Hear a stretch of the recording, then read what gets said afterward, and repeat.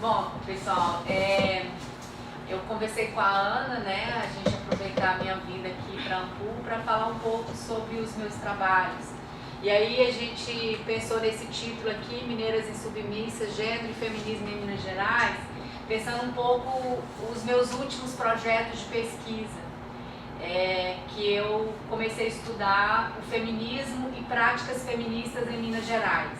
Então, quando a gente está falando em práticas feministas, eu estou falando não necessariamente de um feminismo organizado, né? Mas mulheres que, independente de se assumirem como feministas, têm ações a favor das mulheres. Então, foi um projeto que eu comecei há um tempo e aí a gente pensou juntar as duas coisas, né? Esse meu projeto e falar um pouco sobre a minha tese de doutorado, que é esse livrinho aqui, A Invenção da Solteirona, né? E aí no final das contas eu e a Ana conversamos e achamos melhor a gente dar uma ênfase maior aqui na invenção da solteirona.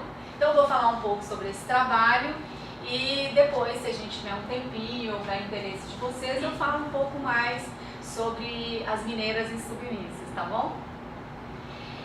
Quando eu falo solteirona com vocês, qual a imagem que vem na cabeça de vocês? O que vocês lembram assim, de imediato, sem analisar muito?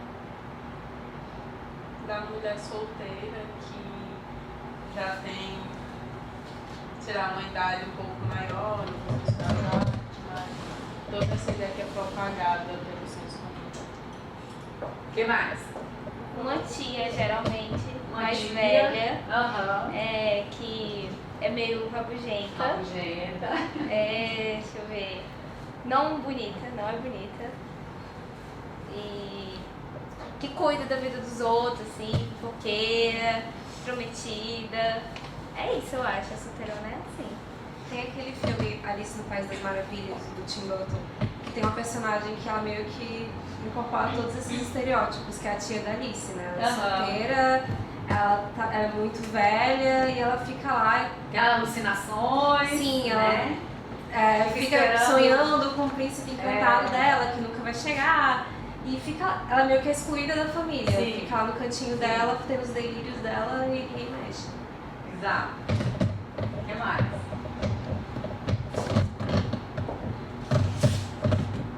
A solteirona também me parece ser uma personagem muito presente nos cordéis daqui, não é? Ou não? Que ficou no caritó, não é? A moça velha que ficou no caritó, não é? Bom, quando a gente fala em solteirona, são essas as imagens, as representações, os sentidos que de fato vêm em nossa cabeça, né? Dessa mulher que ficou pra titia, uma mulher rabugenta, uma mulher invejosa, uma mulher, pra gente lembrar um pouco, vocês não são da época, uma novela que ficou famosa aqui, que é a Tieta, do Agreste, com base na obra do Jorge Amado, né? Então lá tinha umas figuras de uma solteirona que elas não podiam ver homens sem camisa, que elas tinham mó chilica, assim. Então essa também é uma imagem que está associada à solteirona, né? Você não pode ver um homem sem camisa que já tem logo os chilicas. Então quando a gente fala em solteirona, são essas as imagens, né? As representações que foram cristalizadas no imaginário social e que está aí, em certa forma, ainda está em vigor, né? Quando eu comecei a minha pesquisa, então era uma pesquisa de doutorado, né? Quando eu comecei, eu não tinha como objeto pensar solteirona. Meu objeto era estudar mulheres desquitadas. Me chamava a atenção o fato de que eu trabalho com a primeira metade do século XX, né? Mais especificamente as 3 primeiras décadas, e eu já vinha trabalhando alguns processos criminais, me deparei com alguns processos cíveis de desquite. Foram os primeiros desquites que aconteceram lá em Montes Claros, na minha cidade. Os primeiros desquites foram em 1917. E aí me chamou a atenção, porque quando a gente pensa também numa mulher desquitada, a gente logo pensa numa mulher que é marginalizada pela sua condição, né, de ser desquitada. E me chamou a atenção o fato de que eram as mulheres que entravam pedindo desquite. Ou seja, apesar de ser altamente marginalizada, ser má vista na sociedade, pelo fato de ser desquitadas, elas preferiam carregar essa pecha do que continuar casadas. Então eu comecei a pensar, olha, o casamento não é algo muito bom para essas mulheres, né? Por isso elas preferem desquitar. Então comecei meu projeto pensando nessas mulheres desquitadas. Ao longo do processo, eu achei que a minha pesquisa não traria uma contribuição muito grande ao feminismo. Eu queria que o trabalho fosse de fato uma contribuição ao feminismo. E aí comecei a pensar, bom, se essas mulheres preferem sair fora do casamento, talvez então era melhor não casar, continuar solteira. E resolvi, em vez de pesquisar as descasadas, pesquisar as solteiras. Então fui para o arquivo, né? Porque para nós historiadores, sem documento a gente não tem nada. A gente pode ter uma boa ideia, uma ideia genial, original, mas sem documento a gente não tem nada, não é isso? Então fui para o arquivo. E eu trabalhei com vários arquivos, mas a princípio fui para o arquivo em Montes Claros mesmo, né? Montes Claros, para quem não conhece, é uma cidade do interior de Minas Gerais, ficamos mais ao norte, mais na divisa com a Bahia. E aí fui folhear alguns jornais e revistas que estavam lá numa biblioteca pública, que era um setor de obras raras. E me deparei em uma das revistas com uma matéria, que depois eu vou mostrar para vocês, que não falava de solteira, mas falava da solteirona. Bom, fui acumulando essas informações. E aí fui fazer uma entrevista com uma senhora e eu pedi para ela falar da tia dela, que era uma professora que tinha morrido solteira. E essa senhora começou a falar um monte de coisa. E aí eu percebi que em vez dela falar da tia, ela estava falando dela mesma. Ela estava justificando o fato de que ela não se casou. E uma das coisas que ela falou, e eu vou mostrar para vocês um trechinho da fala dela, ela diz assim: eu também não servia para casar, porque eu era muito independente. Então eu fui juntando uma série de coisas e comecei a pensar então em estudar não a solteirice em si, mas pensar a invenção da solteirona, a representação da solteirona no Brasil. Em contextos anteriores, então eu estou falando de forma bem sintética, tá? E depois, se vocês quiserem, a gente aprofunda alguma questão. No Brasil, durante o Brasil colonial, por exemplo, primeiro que há um completo silêncio na historiografia brasileira no que diz respeito à solteirona ou à solteirice. Existem alguns trabalhos em Minas Gerais, vários trabalhos, sobretudo no século XIX, sobre famílias chefiadas por mulheres. E essas famílias chefiadas por mulheres vão ter aí um número de mulheres que são solteiras, que na condição de solteira chefia famílias, às vezes com filhos, às vezes só com irmãos. É muito comum, por exemplo, escravas forras que constituem famílias, né, e que chefiam famílias. Era comum na historiografia mulheres ricas que preferem não se casar para não abrir mão do patrimônio e estão na condição de chefe de família, né? Isso no século XIX. Durante o período colonial, o termo que aparece na historiografia para a mulher solteira é uma mulher de vida livre. Ela não chega a ser uma prostituta. Ela é uma mulher que na condição de solteira pode ter vários homens, né? Se relacionar com vários homens, mas ela não cobra para isso. Então, é uma mulher normalmente mais independente, né? Que pode ter vários parceiros. Isso é a solteira no período colonial. Aquela mulher que está na condição de solteira, mas é casável, ela é chamada de celibatária. Então, o meu foco passou a ser pensar essas mulheres celibatárias. Comecei então a pensar por que em um determinado momento eu vou na literatura, eu vou na historiografia, eu vou em outras fontes, não aparece o termo solteirona. Mas quando eu cheguei no final do século XIX e comecei a trabalhar alguns documentos, em vez do termo solteira, aparecia o termo solteirona, com todas essas representações que vocês falaram aí. Então eu comecei a pensar, bom, por que a partir de um determinado momento, esse termo solteirona, ele entrou em evidência, ele entrou nessa documentação, antes ele não estava. O que tornou possível a emergência, num determinado momento histórico, dessa figura que é a solteirona, né? Isso é o que o Foucault vai chamar de emergência, né? O Foucault ele vai distinguir lá no texto dele, bastante interessante, certamente vocês vão ler ainda, quem não leu, né? Os meninos do primeiro período, Nietzsche, a genealogia da história, que ele vai dizer, ele vai trabalhar a noção de emergência, ou seja, o que tornou possível a emergência de um determinado objeto. Ou seja, não significa que em períodos anteriores, século XIX, século XVIII, não haviam mulheres solteiras, ou não havia o termo solteira. Mas, a partir de determinado momento, a solteirice sai dos bastidores e vem para o centro do teatro. Isso é a emergência, ou seja, ela sai, né, dos bastidores e vem para o centro do palco.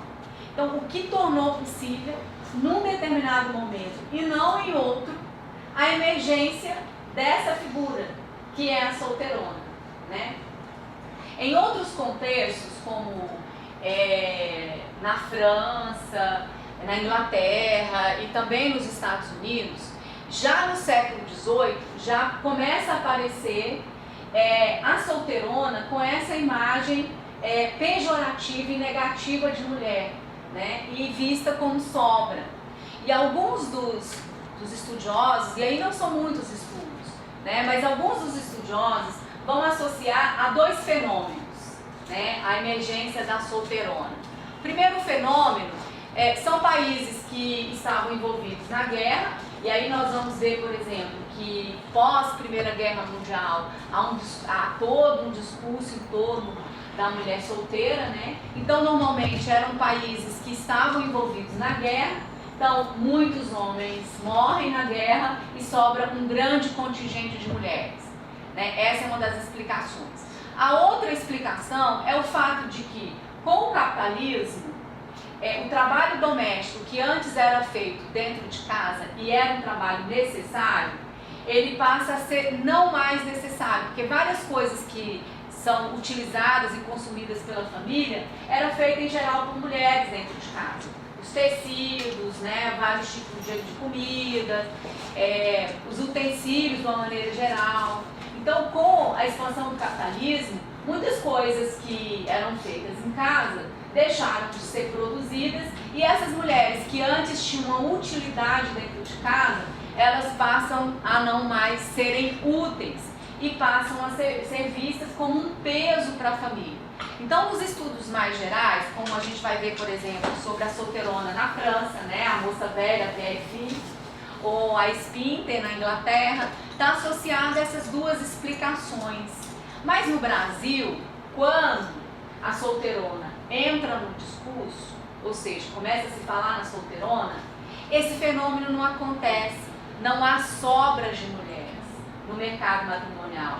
Por quê? Porque o IBGE, e aí eu fui lá nos dados do IBGE, do primeiro censo do IBGE, nos primeiros anos do século XX, bem no iníciozinho do século XX, vai mostrar que o número de mulheres solteiras é menor do que o número de homens solteiros. Então, tem mais homens solteiros do que mulher solteira. Então, eu não posso associar esse estereótipo da solteirona ao fato de que sobrava um tanto de mulheres no mercado matrimonial. Elas eram sobras, né? Da mesma forma, no final do século XIX, de fato começa a expandir o mercado capitalista, mas não significa que gerou um bando de mulheres inútil dentro da casa. Então, eu não posso associar, por exemplo, essa explicação que eu vi em outros contextos, no contexto brasileiro. Mas, a partir de um determinado momento, no Brasil, o celibato feminino vai emergir como um grande problema social. Então eu vou ver a discussão sobre o celibato feminino, no discurso médico, na literatura, por exemplo, começa a surgir as primeiras personagens solteironas, né? Então a gente já vai ver, por exemplo, no José de Alencar, ele vai aparecer em alguns dos trabalhos do José de Alencar, vai aparecer algumas personagens solteironas, mas são personagens bastante secundárias e que às vezes só aparece em uma ou outro episódio sem ter uma história específica, né? Vai ser a partir do século XX, do início do século XX, que começa a aparecer as primeiras personagens solteironas na literatura brasileira. Uma delas bastante conhecida, eu não sei se vocês conhecem, né? A Ana com certeza conhece, que é de um clássico da nossa época chamado Éramos Seis. Né? Era de uma coleção, a gente tinha uma coleçãozinha de livros para adolescentes que chamava Coleção Vagalumes. Então, além de ser publicado em outras, né, em livro mesmo, esse livro também foi publicado na coleção Vagalumes. Depois, esse livro se tornou uma novela, foi exibida pelo SBT, e ali tinha a figura clássica da solteirona. Esse livro é de 1940, que é a Clotilde. Então tinha a personagem Clotilde que, de certa forma, era uma solteirona redimida, porque ela é uma solteirona que ela não se casou, não teve filhos, mas dedicou a vida dela a cuidar do filho de outras mulheres, sobretudo da irmã mais velha. Também, no caso de Minas Gerais, o Ciro dos Anjos, na literatura do Ciro dos Anjos começa a aparecer a figura da solteirona, e pelo fato de não ser casado, associado a mulheres loucas, né? E por outro lado, na literatura de autoria feminina, também aparece uma figura da solteirona, que é, por exemplo, a Conceição de Éramos Seis, da Raquel de Queiroz. Não sei se vocês já leram esse livro. Só que a Conceição, o 15, professor, né? O 15, isso. A Conceição, ela não tem essa imagem que vocês disseram aí, né? A Conceição é uma professora independente, né? Que não quis casar, não por falta de pretendente, mas porque ela queria preservar a sua liberdade, a sua independência. Então essas coisas todas me serviu para poder pensar o meu objeto de pesquisa e construir ali o meu argumento central. Então, para além, né, dessas imagens, ou seja, na autoria feminina eu vejo uma solteirona independente, né? Nos anos 20, o feminismo, ele é o que a gente chama, algumas de nós chamamos a primeira grande onda do feminismo, algumas chamam a segunda grande onda, né? Essa noção de onda ela é bastante questionável ainda, mas é um momento de efervescência do feminismo no Brasil, né? Tanto do feminismo sufragista, né, das feministas que lutavam pelo direito ao voto, as feministas liberais, quanto as feministas anarquistas, como a Maria Lacerda de Moura, que é uma feminista mineira, né, uma professora mineira, que tinha uma perspectiva mais radical no feminismo. Depois ela muda para São Paulo e vai se juntar aos anarquistas e, de certa forma, vai se afastar desse grupo das feministas liberais que reivindicava o direito ao voto. E um outro grupo de feministas que não necessariamente elas estavam associadas às sufragistas, mas que escreviam, né, e falavam sobre a condição da mulher. Então, algumas dessas feministas, que a Sueli Pinto vai chamar de feministas menos comportadas, né? Então tinha as feministas mais bem comportadas e as menos comportadas, elas começaram a criticar o casamento e mostrar que o casamento era a principal forma de opressão das mulheres. A Maria Lacerda de Moura, por exemplo, ela vai dizer que o casamento dava início a um contrato que estabelecia a sujeição das mulheres.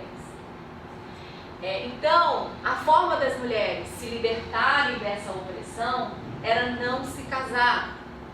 Então muitas feministas, inclusive a Maria Lacerda, passaram a defender que as mulheres, se elas queriam ser livres, se elas queriam estudar, elas precisavam não se casar, rejeitar o casamento.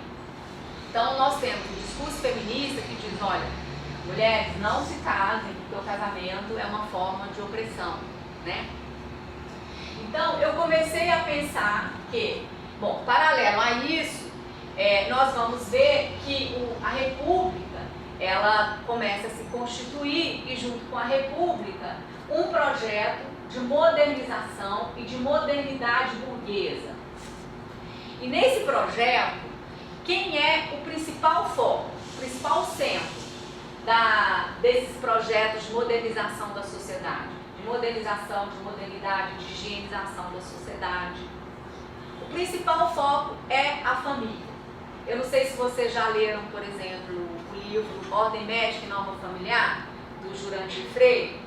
Vocês já leram? Nesse livrinho ele vai falar, por exemplo, de como vários discursos, sobretudo o discurso médico, vai procurar converter ou transformar o modelo de família patriarcal no modelo de família nuclear burguesa, que é aquela família, né, constituída pelo pai, pela mãe, pelos filhos, e onde os papéis sociais, os papéis masculinos e femininos estão muito bem delimitados, né? Delimita-se, por exemplo, o espaço doméstico como espaço da mulher, o espaço público como espaço masculino, né? Então, vai se constituindo essa noção de mulher burguesa, né, que a gente costuma representar na imagem da mãe, esposa, dona de casa. Então, esse modelo de família, que nós chamamos de família nuclear burguesa, ele é o braço principal desse projeto de modernidade burguesa. A família é vista como a base da sociedade.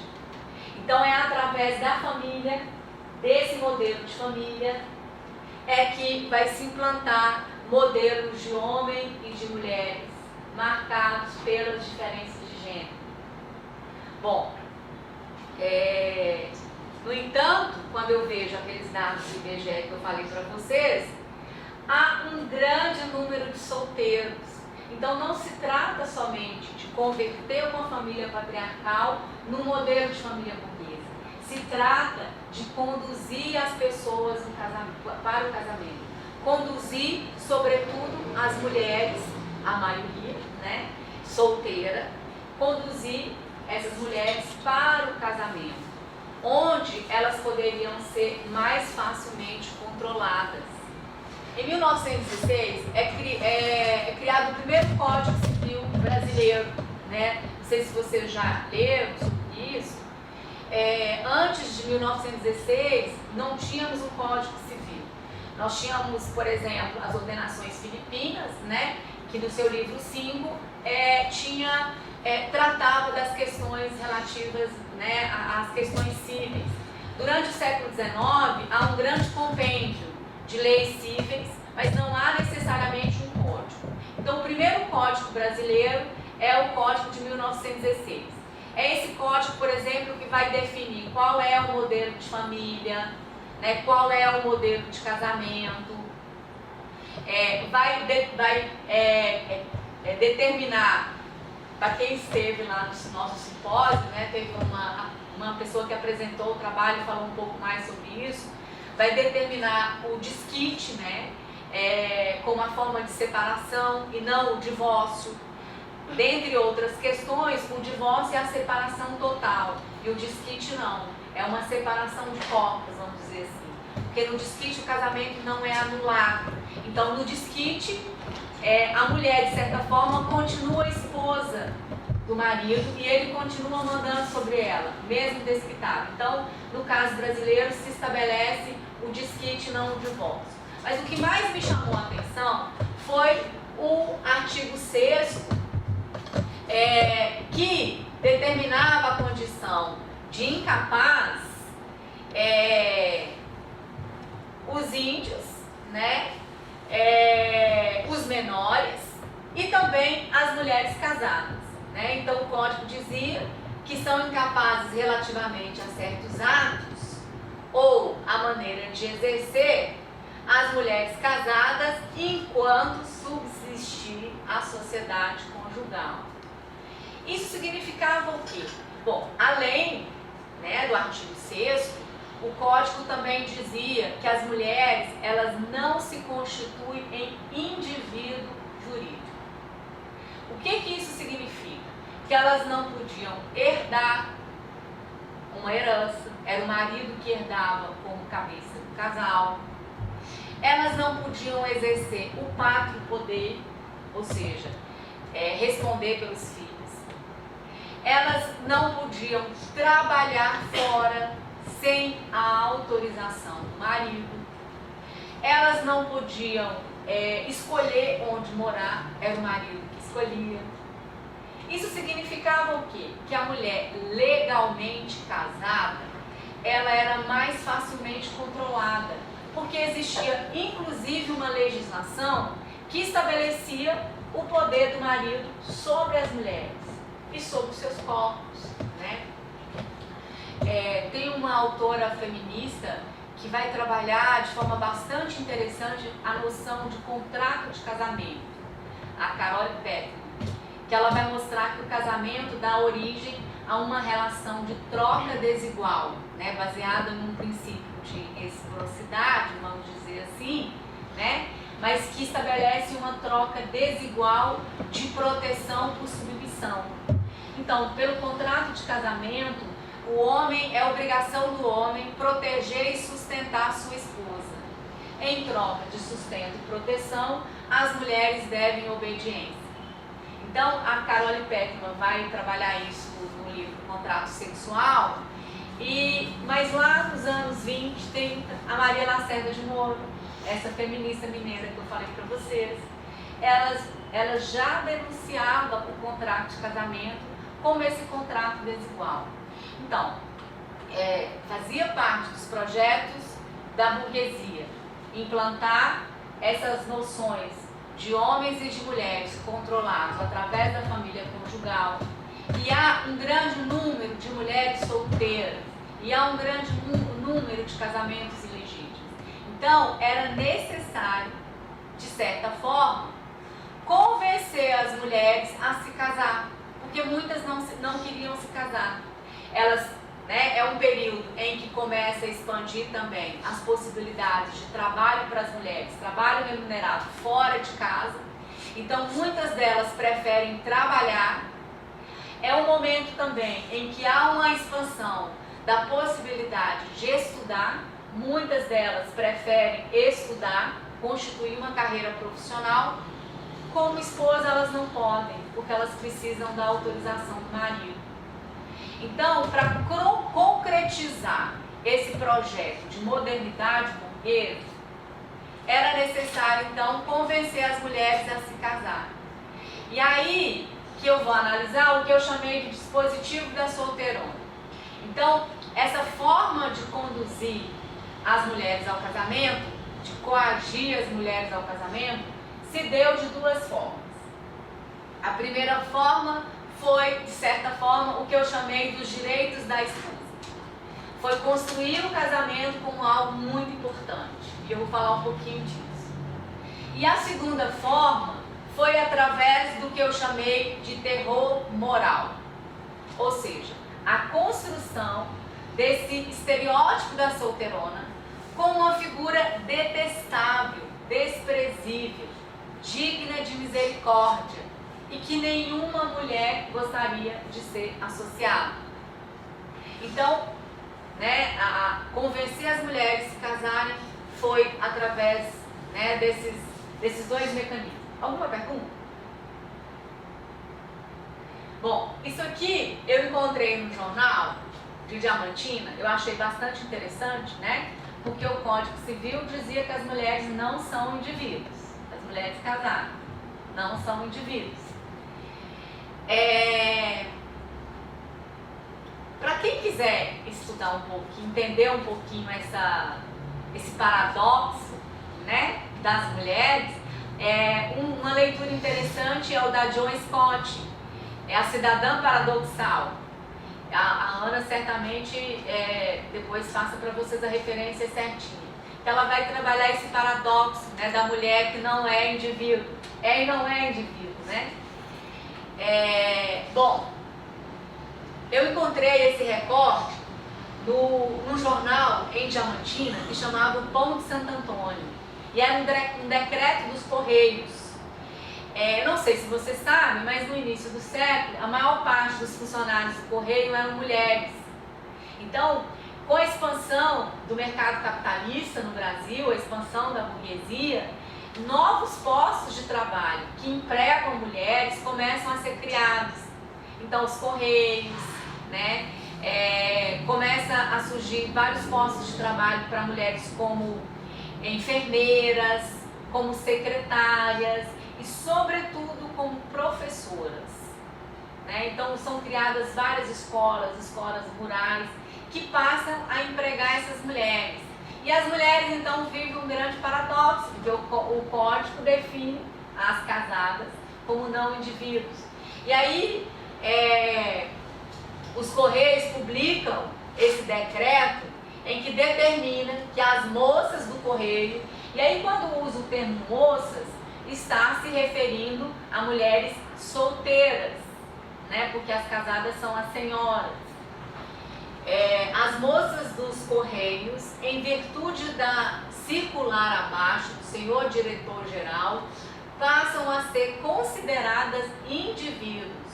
Os indivíduos do sexo feminino poderão exercer qualquer função no Correio que seja compatível com o referido sexo. Ou seja, como é, por exemplo, que elas iam receber coisas, assinar coisas, se elas não podem assinar, uma vez que elas não têm condições de assinar porque não são indivíduos. Então, os Correios elevam as mulheres solteiras à condição de indivíduos. E aqui, vejam, é uma diferenciação entre mulheres, entre as casadas e as solteiras. As solteiras são indivíduos, as casadas não são consideradas indivíduos, né? Então, de certa forma, o código estabelece uma hierarquia entre as mulheres. Uma outra polêmica que eu achei nos jornais, em Minas Gerais, foi a respeito de uma lei em vigor em Santa Catarina, que determinava que as mulheres, né, as professoras, que ingressassem na carreira de professor e se casassem, teriam que necessariamente perder o emprego, porque era incompatível o casamento com a carreira profissional. Então, as professoras que se casavam, necessariamente elas perdiam o emprego. E em Minas Gerais, uma revista divulgou essa lei e começou a defender que em Minas Gerais também se estabelecesse uma lei semelhante em que proibisse as professoras de se casarem, ou determinasse que as professoras, ao se casarem, perderiam o emprego. Por quê? Porque a maternidade e o casamento vai sendo construído como algo muito especial, que requer muita dedicação, muito cuidado das mulheres. Então é incompatível as funções da maternidade e do casamento com uma carreira profissional. Então elas tinham que escolher ou uma coisa ou outra, entre o casamento e a maternidade e a carreira profissional. E esse foi das matérias que eu encontrei, né, que vai dizer que o casamento é um entrave ao desenvolvimento cabal das obrigações que o professorado requer, etc. Bom, então, como eu falei para vocês, uma das formas, né, de convencer as mulheres a se casarem foi dizer que as esposas, elas estão numa condição hierarquicamente superior de que todas as outras mulheres. E ela tem direitos que as solteiras não têm. Então, são direitos exclusivos da esposa, né?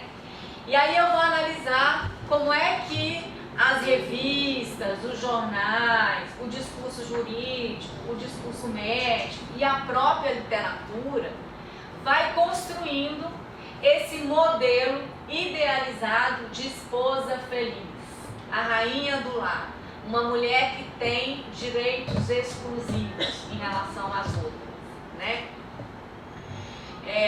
Tem uma entrevista de uma mulher que ela fala assim, na hierarquia social, a solteirona está em último lugar. Primeiro vem a casada, depois a viúva, depois a prostituta e em último lugar a solteira, né? Olha, até em relação à prostituta. Por quê? Porque a prostituta, ela não está casada, mas ela pelo menos tem direito a uma sexualidade que a solteirona não tem, né?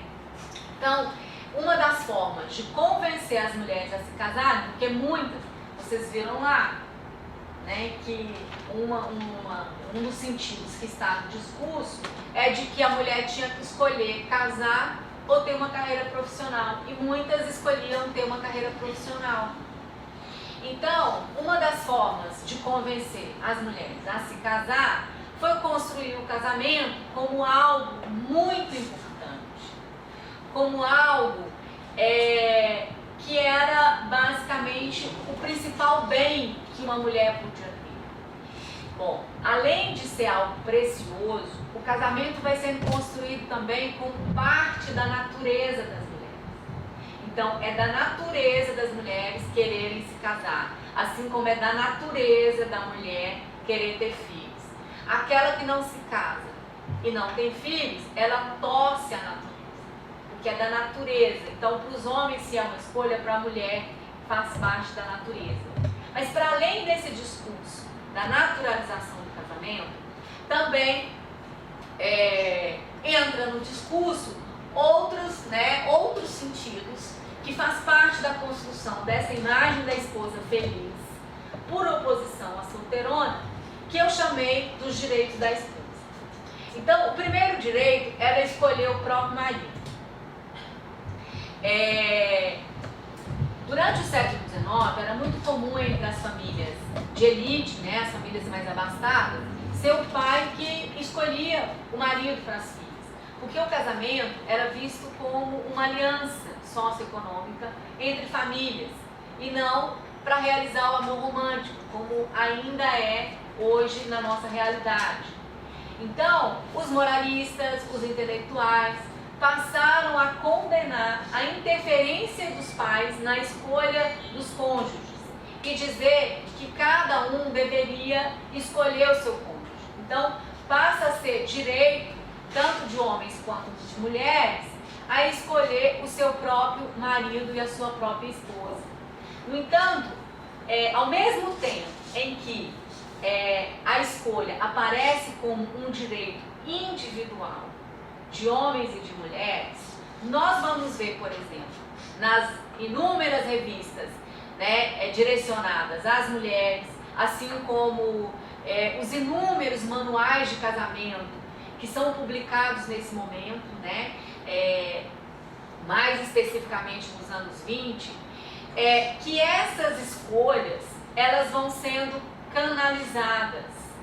Então eu posso escolher, mas eu posso escolher dentro de um certo limite, porque os moralistas, os aconselhadores vão dizer, para o casamento durar, o casamento ser feliz, é melhor que você escolha um marido dentro da sua condição social, da sua mesma classe, da sua mesma cor, um marido que não tenha histórico de doenças na família, né? Então vai canalizando as escolhas conjugais para a endogamia de grupo, que eu escolha um igual, né? E os casamentos, né, exogâmicos, eles passam a ser condenados e são vistos também como o principal motivo, né, do casamento não dar certo. Então,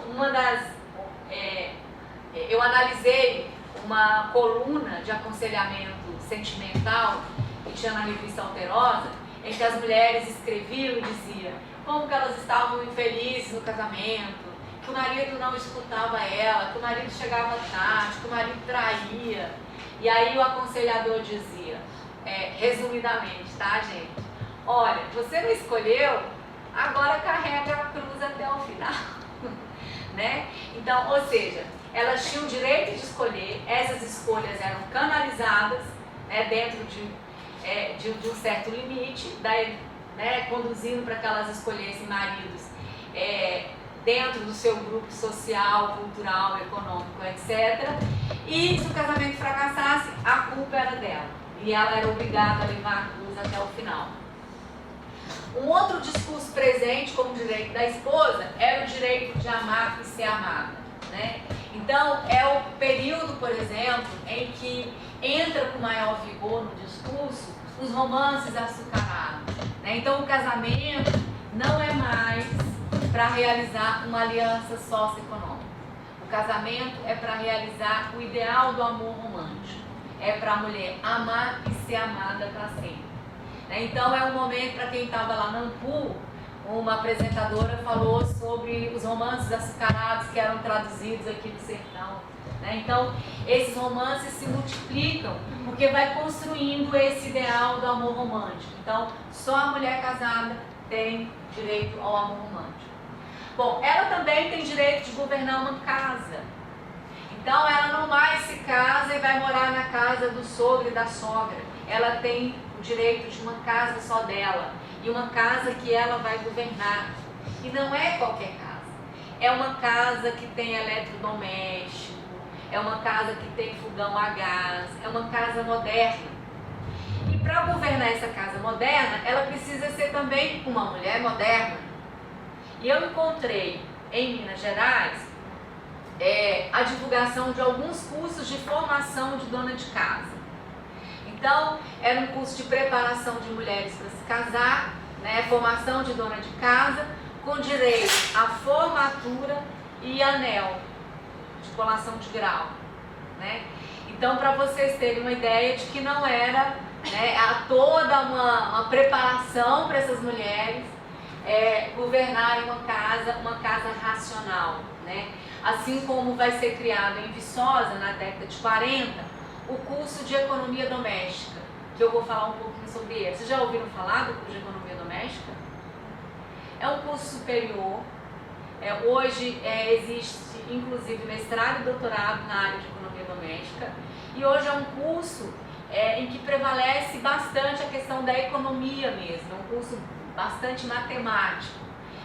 Mas o curso é criado inicialmente para, de fato, formar mulheres, preparar mulheres para o casamento. Bom, e o outro direito que a esposa tem é o direito ao prazer sexual, que só as casadas têm.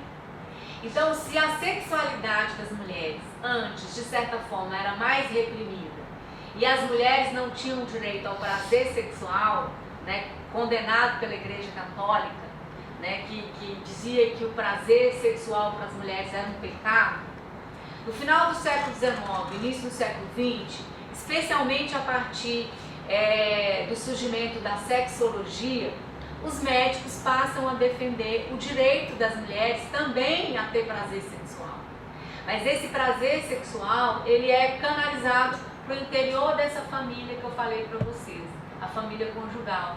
Porque fora do casamento, as mulheres não podem ter relação sexual. Então, também o prazer sexual emerge como um direito exclusivo das esposas. Então, por um lado, mostrava-se que ser uma esposa, estar legalmente casada, era muito bom. E os discursos proliferavam textos e imagem da esposa feliz, da rainha do lar. Então, por oposição a essa esposa, construiu-se a imagem da solteirona, infeliz, rancorosa, invejosa. E essa imagem, ela tinha dupla função. Por um lado, confirmava as esposas, você é assim, oprimida aqui no casamento, você deve obediência a seu marido, mas olha o tanto de direito que você tem. Você está numa situação muito melhor do que aquela coitada dali. Então, por um lado, essa imagem negativa servia para confirmar a esposa feliz, né? E acomodá-la.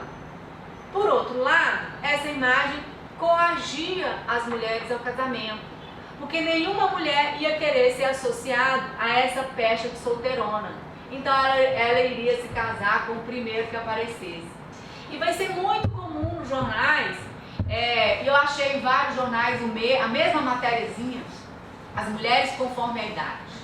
Então, quando vai chegando aos 16, 17, 18 anos, ela pode escolher, ela vai escolhendo, ela escolhe demais. Aí quando chega nos 30, é o primeiro que aparece. Né? Se não aparecer, ela, né? Aí vai dizendo o que acontece com essa mulher conforme as idades. Então, eu vou encontrar, nesse período, eu encontrei várias matérias, além da literatura, que eu já citei para vocês. Eu encontrei várias matérias em jornais, em revistas, no discurso médico, né? Que construía essa imagem da solteirona como essa figura infeliz. Eu vou pedir a Letícia, né? Para ler, para te acordar, porque você estava já meio com sono, Letícia. Lê aí pra gente. Isso aqui foi a matéria que eu falei para vocês, a primeira que eu encontrei. Eu peguei só uns trechozinhos, tá? Lê aí. É uma matéria que é uma espécie de crônica que foi publicada em 1937 na Revista da Semana, uma revista do Rio de Janeiro, e ele escreve como se estivesse respondendo a uma carta de uma solteirona. Lê pra gente, Letícia. A sinceridade com que se confessa a sua triste situação de solteirona é um índice psicológico que enobrece. Faz parte, textualmente, das solteironas professoras desiludidas, farândula hostil de todas as mulheres que não se entregaram na biologia. E acrescenta, timidamente, dentro das portas fechadas de um parênteses: não foi por falta de caldo de laranjas, porque não sofreu. Nesse trechinho do discurso aqui, a gente já vê uma série, né, desses sentidos usados. Então, a solteirona são mulheres que não se integraram à biologia. O que significa não se integrar à biologia? Não casaram, não tiveram filho, né? Porque não sou feia, então a solteirona é uma mulher feia, não se casou porque é feia, né? Então, além de uma situação triste, né, uma farândula hostil, ou seja, esse grupo de mulheres, né, hostis, sobretudo as mulheres que não se casaram. Aí continua. Pode ler, Letícia. Não se engane, porém, amiga Arabella. O pior, para uma mulher, é não casar. O celibato feminino é uma fábrica ativista de monstros. A mulher é um ser profundamente afetivo, nasceu para amar, seja um homem, a um santo ou a um gato. Pode continuar. Todas elas, mestras ou analfabetas, têm ódio às moças que se casam, possuem maior ou menor dose o instinto da maldade. Então, olha essa figura que vai sendo construída, né? Uma mulher que tem o instinto da maldade, né? O celibato é uma fábrica ativíssima de monstros. Lembra que eu falei para vocês que o celibato emerge como um problema social, uma preocupação social, uma preocupação dos médicos, uma preocupação jurídica, uma preocupação dos intelectuais. Por quê? Porque não é bom que as mulheres não se casem, né? Então, o celibato é visto como essa fábrica de monstros que produz esse ser indesejável, porque as mulheres, né, naturalmente nasceram para amar. E nós vamos ver que o que é o principal elemento que passa a ser usado para condenar as mulheres solteiras, as solteironas, sobretudo as independentes que têm uma carreira profissional, é de que elas são egoístas. Elas só pensam nela. E se vocês começarem a pensar, ainda hoje, esse estigma acompanha as mulheres. As mulheres que preferem ter uma carreira profissional, as mulheres que não desejam se casar, as mulheres que desejam manter solteira. Por quê? É essa ideia, e a Tânia Swain trabalha uma noção interessante, que é do dispositivo amoroso, né? E aqui nesse discurso a gente vê isso claramente. As mulheres nasceram para amar a um santo, a um gato ou a um homem. Ou seja, o que é importante? Que elas dediquem a vida delas a outra pessoa, a outro ser. E o que é condenado nesse discurso? O fato dela dedicar a vida dela a ela mesma, às suas próprias escolhas, porque elas são naturalmente amorosas. E o que vai redimir a solteirona, né, dessa fábrica de monstros, é o fato dela dedicar a vida dela a outras pessoas.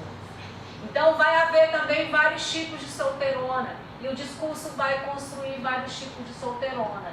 Essa má, invejosa, rancorosa, que é aquela que dedica a si mesma, mas vão ter aquelas solteironas remediadas, que são aquelas sobras nas famílias extensas e que vão cuidar dos irmãos, aquela que vai adotar um filho para se redimir, né, da maternidade biológica que não teve, né?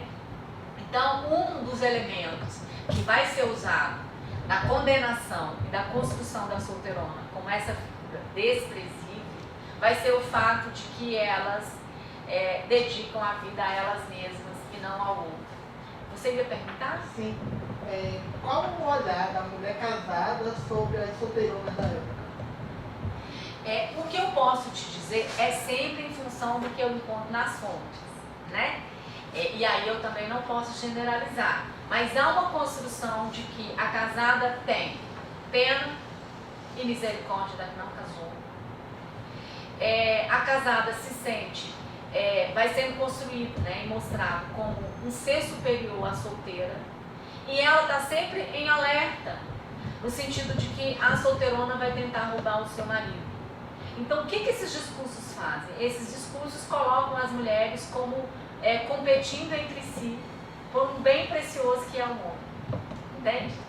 Então, o que é claro que a gente não pode generalizar, né? E eu posso dizer a partir dos discursos que eu analisei. Então, a casada vai ser vista como essa figura superior e se sentir superior, né, em relação à solteirona, que vai ser sempre vista como alguém que está competindo com ela, que pode roubar seu marido.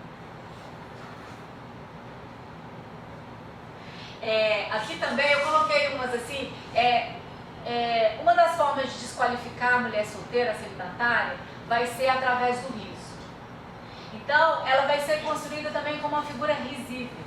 Além de ser uma figura que tem, né, que a gente tem que ter pena, misericórdia pela sua triste situação de solteira, ela é uma figura risível. E se vocês pegarem os cordéis aqui no Nordeste, vocês vão ver isso muito claramente, né, de como que ela vai sendo construída como uma figura risível. Então são várias piadinhas sobre a mulher solteira. E essa foi uma matéria que eu encontrei também no jornal Pão de Santo Antônio, em 1911, lá em Diamantina, né, no interior lá de Minas Gerais. E a matéria diz assim, prestem atenção, o Império de Siã, na Índia, é o país que tem menos solteironas devido a uma instituição singular. As solteiras que não têm mais esperança de achar marido enviam ao governo a indicação do seu nome, sua fortuna e sua fotografia e são alistadas entre as noivas estaduais. O moço que cometer algum delito será obrigado a casar com uma delas. Se o delito for pequeno, dão-lhe uma noiva simpática. Porém, o contrário acontece se o delito for grande, especialmente se se trata de roubos. Dizem que devido a este costume são muito raros os crimes em Sião. Então, para vocês terem uma ideia, ou seja, a solteirona é uma figura tão desprezível que os homens preferem não cometer delitos para não ter que se casar com uma delas. Ela é pior do que uma prisão, pior do que um cárcere. Então, esse tipo de matéria, ela vai ser abundante nesse contexto, porque ela vai ser, né, faz parte, né, desses dispositivos que vai construindo a imagem da solteirona como essa figura desprezível.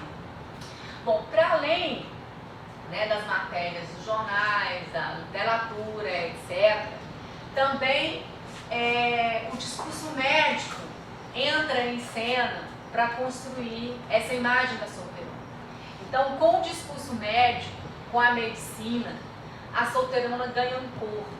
Não só uma imagem, mas é um corpo, uma imagem corporificada. Então, os médicos também vão discutir a questão do celibato. O celibato se torna um problema médico E também, né, em Minas Gerais, eu vou encontrar algumas teses de medicina. Eu pesquisei em vários arquivos em Minas, né? Minas tem vários arquivos e eu não fiquei restrito a uma só em Montes Claros, pelo contrário. Esses são mais discursos burgueses. Então eu encontro esses discursos, esses jornais que eu estou citando para vocês, muito mais em cidades que nesse momento são cidades mais urbanizadas, em que já se constitui ali uma burguesia, ou tem uma burguesia em expansão. Então eu encontrei em Diamantina, eu encontrei em Juiz de Fora, eu encontrei em Belo Horizonte, eu encontrei em São João del Rei. Então eu encontrei em cidades que eram nesse momento mais urbanizadas, né? E em Belo Horizonte eu pesquisei no Centro de Memória da Medicina, que é uma espécie de arquivo que tem dentro da Faculdade de Medicina. A Faculdade de Medicina de Belo Horizonte é do início do século. E aí os médicos, para obter o diploma de médico, eles tinham que defender uma tese, né? E aí lá tem várias teses, e essa foi uma das teses que eu encontrei. Para além das teses, existiam também artigos. Como eu falei para vocês, a questão da sexualidade, ela se torna um problema. Né? O problema sexual é um problema altamente debatido nesse momento. Né? O sexo e a sexualidade entram na ordem do discurso, como diz o Foucault.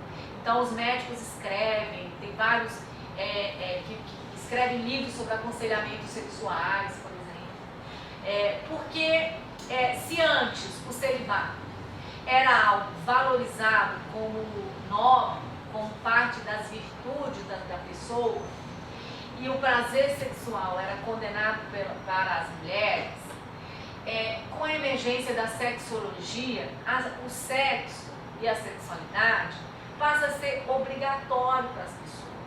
Então as pessoas que não estão engajadas numa prática sexual, elas são vistas como anormais, como desviantes, né? Porque o sexo passa a ser a regra. E vai ser justamente a prática sexual que vai determinar um indivíduo seu lugar no mundo, como diz o Foucault, né? Então, o que nós vamos ver com o dispositivo da solteirona é justamente a expansão do dispositivo da sexualidade e a heterossexualidade compulsória, que obriga as mulheres a uma prática sexual e uma prática heterossexual. Porque o que está em jogo aqui, como eu falei desde o início, é a família e a reprodução dessa família. Então, as mulheres, elas têm que se engajar numa prática reprodutora, numa heterossexualidade reprodutiva. E os médicos vão entrar em cena justamente para assegurar que elas entrem nessa prática, né? E aí, o celibato e a abstinência sexual passa a ser objeto do discurso médico, e eles vão então mostrar como que a abstinência sexual causa males terríveis para as mulheres, deformam o seu corpo, porque ao não aderir a uma prática sexual, elas estão torcendo a sua natureza, e a natureza se vinga. Esses são os termos que são utilizados. A natureza se vinga da mulher que trai a natureza. Se vinga com o corpo deficitário, se vinga com o corpo doente, se vinga com o corpo neurastênico e louco. Então, um dos lugares que eu fui pesquisar, por exemplo, foi no hospício de Barbacena. Vocês já ouviram falar de Barbacena? Vocês já ouviram falar de uma expressão muito comum em Minas Gerais, que a gente fala assim, trem de noivo? É um trem de noivo. Já ouviram falar? Então, Barbacena, ela ficou conhecida por ser uma cidade dos hospícios. E era em Barbacena que tinha um hospício geral, onde mandava todos os loucos do estado, né? Sobretudo os loucos indesejáveis. Os loucos que são loucos em função do engajamento político, né? A Maria Clementina, ela tem um trabalho chamado, que é bem conhecido dos historiadores, O Espelho do Mundo. Ela estuda o hospício do Juqueri. Não sei se vocês já leram esse texto, é bastante interessante. ela vai mostrar como que a loucura vai sendo construída a noção de loucura das mulheres, né, associada ao comportamento das mulheres. Então, as mulheres que não se conformavam àquele modelo de mulher construído, desejado pela sociedade, elas passaram a ser consideradas loucas e eram levadas para os sanatórios, onde elas eram consertadas, disciplinadas. Então, a mulher não quer casar, bota no sanatório. A mulher engravidou fora do casamento, bota no sanatório. Né? A mulher quer seguir uma carreira profissional, a família não quer, bota lá no hospício. Então, todo tipo de desvio de conduta, evidentemente, eu estou falando da mulher burguesa. Né? Isso não está associado ao nervosismo, à neurastenia, não está associado à mulher pobre, não está associado à mulher negra.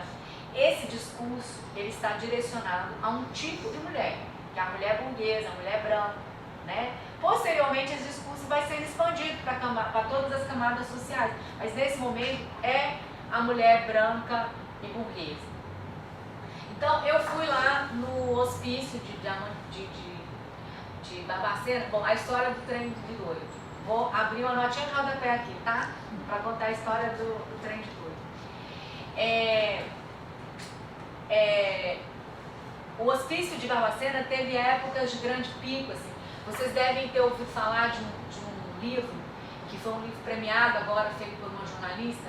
O livro chama O Holocausto Brasileiro. Vocês já ouviram falar? Esse livro conta justamente a história do hospício de Barbacena. Então, teve determinadas épocas que são bem datadas. Ditadura de Vargas, ditadura militar. São as épocas em que o hospício tem mais gente, o hospício lota de gente. E nesses períodos, eles sequer têm registros de entrada e de saída, porque chegam um grande número de pessoas. E aí tinha um trem que passava dentro do hospício, e no trem tinha um vagão que era dos loucos. Então o trem ia passando pelas cidades mineiras, e os loucos, ou seja, essas figuras indesejadas que a família não queria, a família botava no vagão e já parava lá no hospício e já deixava os loucos lá dentro do hospício. Então a gente chama de trem de doido por causa, né, dessa prática de levar os loucos para lá. E eu fui para o hospício de Barbacena em busca de documentação. E aí não tinha as fichas, né, as fichas médicas como a Maria Clementina achou no Juperi, mas tinha os cadernos que marcavam a entrada das mulheres. E aí, quando a gente começa a passar as páginas, até onde tem registro, porque como eu falei, são poucos os registros, quase todas as mulheres que deram entrada nas 2 primeiras décadas do século XX eram mulheres solteiras e o diagnóstico era neurastenia. Então, quase todas, né, que deram entrada lá. Então, são essas mulheres, né, que se recusam, de certa forma, ao casamento ou uma prática sexual, que são consideradas loucas. Então, a loucura vai ser associada à mulher que não quer se casar. Não só isso, mas também isso, né? Então, o discurso médico vai construir o corpo celibatário, o corpo da mulher celibatária como um corpo deficitário. Vejam bem, esse discurso não está associado ao celibato masculino, ao corpo masculino, é só ao feminino. Essa questão da descrição da mulher como louco, por esse inconformismo que ela tinha com o que era dado no momento, tem alguma influência da questão mundial? Porque, por exemplo, tem um livro de Berta Frida que ela fala, aqui é a mística feminista, que ela diz justamente que existe um período que as mulheres começam mais a frequentar os psicólogos porque elas não mais se conformavam com essa vida de casadas, com ser mãe, com ser linda, recatada e pular. Tem alguma influência disso aqui no Brasil? Seria uma influência disso? É um outro contexto que ela escreve, né? Nesse contexto aqui, o hospício é usado para fazer com que ela se conforme. Então, o desvio de conduta é visto como um traço de loucura, entende? Então, nesse contexto, elas são levadas para o hospício pelos pais como forma de corrigir a conduta delas. Ou porque elas causam alguma vergonha para a família. Então vai dizer, olha, uma mulher que não quer se casar, ela só pode estar doida. Então tem que levar para o hospício. Então é uma forma de corrigir ou de esconder uma vergonha da família. Isso, né? Especificamente das mulheres burguesas. Eu vou tentar fechar já, né, Ana? Pode ser. Bom, aí esse médico, Maurício Sobrinho, ele vai dizer assim, ó, grande número de mulheres não casadas vivendo do seu trabalho ou independentes tem muito o que sofrer, porque lhes é impossível satisfazer sua necessidade sexual. As perturbações da vida mental vão às vezes tão longe que podemos considerá-las como uma verdadeira atrofia da personalidade, porque com razão a mulher sofre duramente pelo seu desejo de ser mãe. Então as perturbações, né, se ela não realiza a maternidade, aí ele vai dizer, olha, as perturbações e moléstias a que a continência dá lugar, ou seja, a abstinência sexual dá lugar, são ordinariamente a clorose, as dores hipogástricas, a irritabilidade nervosa, as crumpes, histeria, com disposição, ora a uma alegria exagerada, ora a chorar, as alucinações, as moléstias mentais, tudo isso por causa da abstinência sexual. Em consequência da continência de longa duração, as particularidades sexuais secundárias da mulher desaparecem. O caráter torna-se incundo, áspero. O aspecto masculino se denuncia sob a forma de pelos, de barbas no meio. Ou seja, esse corpo vai ficando todo deficitário e masculinizado pela não adesão a uma prática sexual, ou melhor dizendo, a uma prática heterossexual, né? E aí tem um artigo, por exemplo, que eu encontrei, e isso foi muito comum na fala das mulheres, inclusive de mulheres que eu entrevistei, que elas iam para o médico, né, sentindo algum tipo de dor, e o médico olhava, analisava, verificava que elas eram virgens, né, não tinham se casado, e a recomendação do médico era o quê? O casamento. Então, muitas mulheres, por exemplo, quando começam a sentir cólicas, né, quem não ouviu isso? Quando casar, passa. Né, quando casar, passa. O que eles estão dizendo? Que isso é porque não tem uma prática sexual ainda. E muitas solteiras passavam por esse constrangimento. Bom, eu ia falar um pouco para vocês da Ercília Nogueira Cobre e da Maria Lacerda de Moura, que são duas feministas que entram nesse discurso, nesse debate sobre a abstinência sexual, mas fica para um outro momento, né? Para eu falar um pouquinho das resistências, para encerrar. Eu trabalho com uma ideia que a gente chama de assujeitamento, né? Então, todos esses discursos, eles vão constituindo uma subjetividade feminina. Eles vão assujeitando as mulheres para que elas se constituam enquanto um sujeito desejado. Qual é esse sujeito? A mulher casada, a mulher mãe, a mulher dona de casa, né? Essa imagem da esposa feliz. Então elas vão sendo assujeitadas para se constituir dessa maneira. No entanto, nem todas as mulheres, elas obedeceram a esse discurso. Elas se assujeitaram, elas excedem a esse processo de assujeitamento. Então, ao exceder ao casamento, ao exceder a esse discurso, a não aderir a esse discurso, né, do casamento, elas de certa forma resistem a esse discurso, né? O Foucault vai dizer que em toda relação de poder há sempre uma resistência, há sempre uma insubmissão, há sempre possibilidades de escapar. Então, ao contrário de pensar a solteirona como essa figura desprezível, eu pensei a solteirona como uma mulher que escapou a esse discurso, que resistiu a esse discurso, né? Então, evidentemente, algumas vão se autorrepresentar como essa figura infeliz, né, que é a solteirona. Desde que nasceu, está lá a família dizendo que a mulher só é feliz se ela se casa, tem filho e não casa. Se ela não se casa, não tem filho, não tem casa, ela pode de fato se sentir uma pessoa infeliz, rancorosa. Mas muitas delas não se casaram porque deliberadamente escolheram não se casar. Preferiram seguir uma carreira profissional.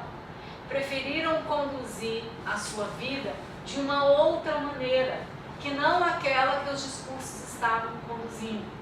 Então isso para mim é uma forma de resistência. E aí eu entrevistei algumas professoras, porque na maior parte dos discursos eram as professoras, as solteironas.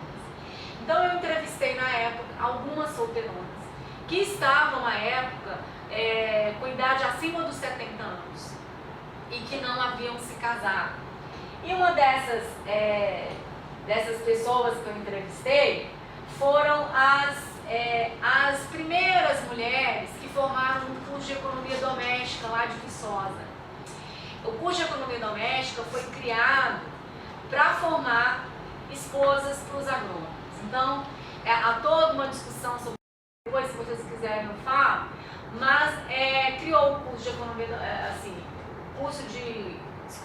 a discussão era, a universidade não está contribuindo para o desenvolvimento do campo, porque os agrônomos se formam e não se fixam no campo, eles ficam na cidade. O motivo é porque eles não encontram mulheres para se casar. Então é necessário fazer com que os agrônomos se casem para fixar no campo. Então se cria um curso de economia doméstica na universidade para formar as futuras esposas dos agrônomos. Então, na ata lá de criação do curso está dizendo que durante a formação os rapazes vão conhecer as moças, vão se interessar, vão casar e vão se mudar e fixar para o campo para resolver o problema da agricultura brasileira, né? Resumindo. Então, abre o curso de economia doméstica na década de 40 e as primeiras mulheres, muitas delas filhas da elite local, elas vão fazer o curso. Só que em vez de conhecer o agrônomo, se apaixonar, casar e morar no campo para resolver o problema da agricultura, elas gostaram de estudar e continuaram estudando. Algumas delas foram fazer mestrado nos Estados Unidos, voltaram e continuaram como professoras. Então, assim, cerca de 70% da primeira turma não se casou, se tornou professora. E aí, uma delas diz assim, foi numa entrevista que ela deu para uma outra pesquisadora, que fez a história do curso de economia doméstica. Comentava com Magnólia que mesmo nos Estados Unidos, as mulheres que se dedicavam à educação doméstica, professoras, realmente elas não se casavam. Ela achava que foi a profissão que foi desfazendo tanto a mulher que ela se sentiu tão realizada e absorvida pelo trabalho. Você vê esse grupo que esteve aqui, só tinha uma casada, deve ter vindo umas 10, todas as outras eram solteironas. Eu achei fantástica essa ideia de que a profissão foi desfazendo a mulher. Ou seja, a mulher vai sendo construída para ser a esposa, dona de casa, obediente ao marido, né? Ao se engajar no mercado de trabalho, se desfaz essa mulher, porque ela vai se constituir de uma outra maneira, são outros interesses, né? E uma outra me diz assim, eu tinha medo era de fazer um mau casamento. Eu observava isso e não achava graça nesse negócio de casamento. Não casei porque eu ficava pensando, analisando a respeito do casamento daquela época. Era uma coisa muito terrível. A mulher tinha de ser doméstica de forno e fogão, lavadeira, cozinheira, igual ao samba. Eu quero uma mulher que sabia lavar e cozinhar, de manhã cedo, me acorde na hora de levantar. E era assim. Eu também não servia para casar não, porque eu era muito independente, né? Então essa é uma professora solteirona que não se casou, que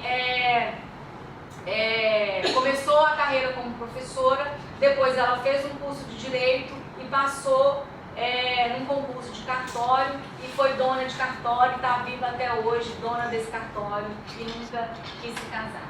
Então essas mulheres que não se casaram, de certa forma, elas estabelecem uma fissura nesse processo de assujeitamento das mulheres como esposa, mãe, dona de casa, e é um ponto de resistência a esse processo de assujeitamento das mulheres. Então isso aqui só para encerrar, acho que não dá para ver direito, mas essa é a primeira imagem da solteirona que é um tablô, né, um quadro de 1730, que a Arlete Fage encontrou nas suas pesquisas. Então, é a Assembleia das Solteironas, né? E é a primeira, a primeira imagem, né, que aparece na França sobre a Vieille Fille. E é um dos primeiros também que tem notícia da entrada desse estigma da solteirona, né? Aqui no Ocidente. Então, é isso. Tentei ser breve para não cansar vocês.